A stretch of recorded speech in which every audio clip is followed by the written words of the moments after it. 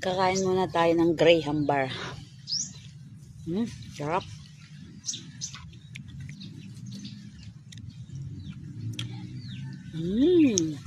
Melt in your mouth.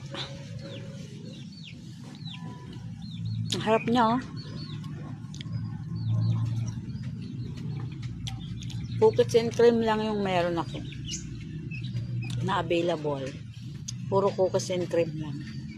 Ayaw kasi ng ibang mga bata yung plain lang. Ayaw nila.